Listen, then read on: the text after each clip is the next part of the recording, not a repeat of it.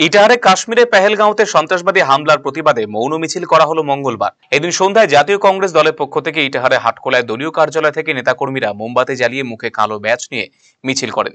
এরপর চৌরাস্তা মোড় এলাকায় শহীদদের প্রতি মোমবাতি প্রজ্বলনের মাধ্যমে শ্রদ্ধা জানিয়েছেন তারা।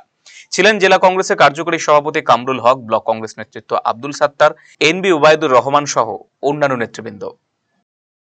দুঃখের সঙ্গে জানাচ্ছি, ভারতবর্ষের কাশ্মীরের পেহেলগাঁওয়ে জঙ্গিরা যেভাবে নৃশংসভাবে পর্যটকদের উপর আক্রমণ করেছেন এবং প্রায় 27 জন পর্যটক প্রাণ হারিয়েছেন,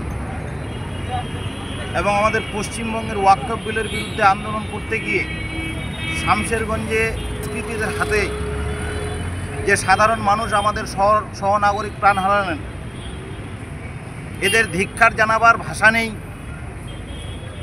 আমরা আন্তরিকভাবে দুঃখিত তাদের পরিবারকে সমবেদনা জানার জন্য এবং মৃত ব্যক্তিদের আত্মার শান্তি কামনা করে প্রদেশ কংগ্রেসের নেতৃত্বে পশ্চিমবঙ্গের প্রত্যেকটি ব্লক আজ আমরা মোমবাতি জ্বালিয়ে মৌন মিছিল করলাম।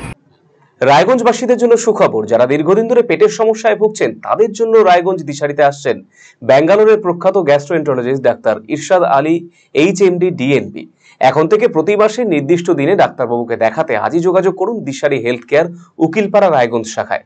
যোগাযোগ করুন 7477785509 এই নম্বরে এবং 7477785512 এই নম্বরে।